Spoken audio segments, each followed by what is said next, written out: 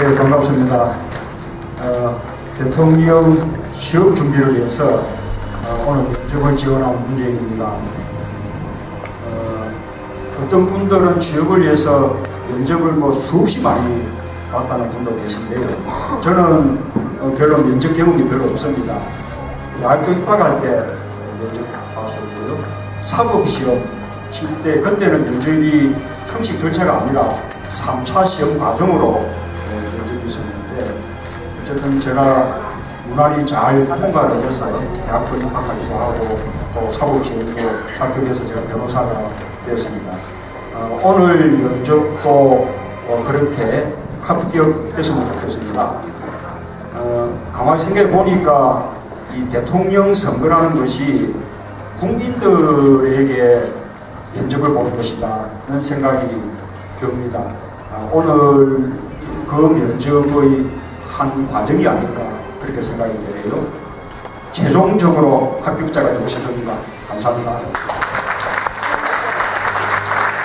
오늘 제가 그런 어려움에 대해서 희망을 드릴 그런 어떤 책임이 있는 것 같습니다.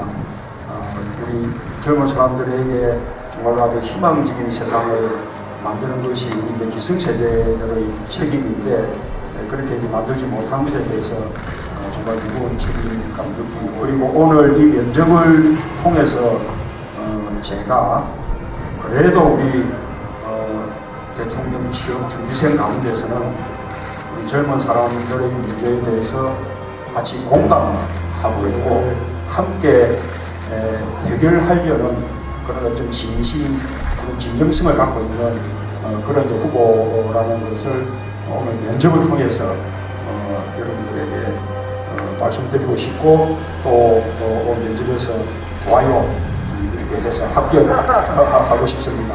예. 그래서 우선은 여러 가지 이제 대책들이 필요합니다만, 첫째는 청년 일자리들을 대폭 늘려야 되고요. 이제 그 방법으로는 우선은 우리가 이제 청년 고용 할당제라고 이제 표현을 하는데, 나중에 우리 취업 준비생도 그런 같이 질문을 할지 모르겠습니다만, 적어도 공공기관 또 이제 300명 이상의 대기업 경우는 해마다 전체 고용자들의 3% 이상은 청년들을 고용하도록 그렇게 이제 의무화하는 겁니다. 그래서 그 부분을 제대로 잘 이행을 하면 기업에게만 부담을 줄 수 없으니까 정부가 고용 촉진 장려금 이런 걸 이제 지원함으로써 지원을 해주고, 아까 취업 과정에서 여러 가지 기회가 공평하지 못한 부분들은 아까 표준 이력제도 나왔는데요. 표준 이력서만 해도 그래도 최종 학력은 밝히게 되어 있지 않습니까? 이렇게만 해도 차별적 요소가 크게 줄어듭니다만, 한 걸음 더 나간다면 아예 이제 블라인드 채용제라 그래가지고 학벌 학력을 아예 가려서 면접을 하는 그런 이제 제도를 시행하도록 생각합니다. 적어도 이 최저임금을 해마다 최저임금위원회가 그때그때 중국국으로 결정하는 것이 아니라 해마다 전체 노동자들 평균 임금의 50% 수준은 되게끔, 그러면 지금으로 치면 한 7,000원 정도 그렇게 시급 수준이 아마 될 걸로. 그리고 이제 근본적으로는 이제는 우리 고용 문제를 대기업이 해결하지 못합니다. 과거에는 대기업하고 재벌기업에 우리 사회가 지원을 집중해주면 이 대기업 재벌기업이 투자를 크게 늘리고 수출을 또 늘리고, 그러면 이제 성장도 되고 일자리도 늘어난다, 이런 식으로 경제정책이 이루어져 왔거든요.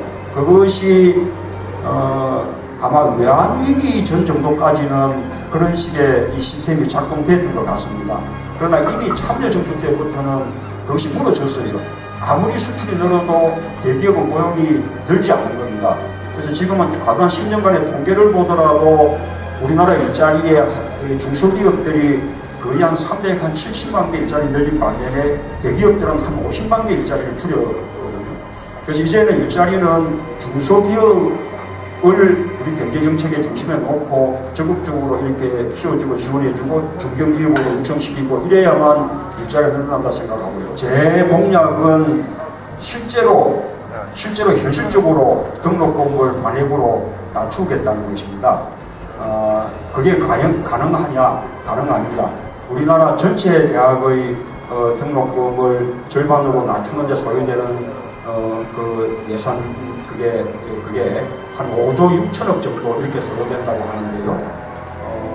우리가 4대강 사업에 22조 쓰고 이명박 정부에서 부가감세로 5년간 한 100조 세금이 깎아주고 이런 걸 생각해 보면 우리 정부가 충분히 감당할 수 있고 제가 대통령이 되면 당장 내년에 공립대학원 반값 등록금을 실현하고 그 다음에부터 사립대학도 반값 등록금을 실현하겠다. 우리나라 대학이 기숙사를 제공하고 있는 비율이 전체적으로 18% 정도, 서울은 12%밖에 안 된다고 합니다.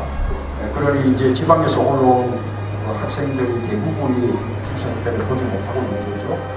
그래서 기숙사도 당연히 대학이 의무적으로 갖춰야 되는 그런 기본 시설로 그렇게 정할 필요가 있다고 생각합니다. 실제로 대학들도 왜 그 지방의 분교 만들 때는 그 학생들을 유치하기 위해서 기숙사들을 다 준비하고 제공하고 그렇게 하지 않습니까? 그래서 대학이 조금만 이렇게 태도를 바꾸면 기숙사를 충분히 쉴 수 있다고 보고요. 거기에 국가적인 지원도 해줄 수 있습니다. 학교 부지 내에 기숙사를 지을 수 있도록 도시계획 규정 같은 것도 꼭도 완화시킬 수도 있고 젊은 사람들의 경우에는 일종의 그런 아주 혁신적인 그런 사회적 기업을 창업할 수도 있다고 생각합니다. 예를 들면 신재생 에너지 그런 것 관련된 그런 사회적 기업을 한다든지 요즘 아름다운 가게 같은 것은 재활용품 그런 이제 사업도 하고 공정문명 그런 사업도 하죠. 요즘은 이 대중공연 같은 경우도 그런 아주 좀 공익적인 좀 초점을 두서 하는 놀이당도 사회적 기업이거든요. 이런 사회적 기업을 하면 정부가 지원도 해줍니다. 사회적 기업이라는 인증만 받으면 여러 가지 혜택을 주는 뿐만 아니고 인건비도 3년 정도는 정부가 다 지원을 해줍니다. 3년 지나고 나면 자생력을 갖추라는. 유신 시절에는 대통령을 국민들이 뽑지 못했습니다. 대통령 국민이 뽑는 게 민주주의 너무 당연한 거 아니에요? 그런 투표권이 없었습니다. 국민들은 뭘 했는가 하면 통일주체 국민대의원이라고 그런 분들을 한 2,000명 이렇게 뽑으면 그러면 그 2,000명이 체육관에 모여가지고 대통령을 뽑는 거예요. 그렇게 해서 박정희 대통령이 2번 체육관에서 선출이 됐는데 그 득표율이 99.9%였습니다. 0.1%도 반대한 것이 아니었습니다. 박정희 희였는데 박정희 희라고 잘못 써가지고 득표가 무효가 된 바람에 99.9% 그렇게 되는 거예요. 그러니 투표권은 국회의원만 할 수 있었는데요.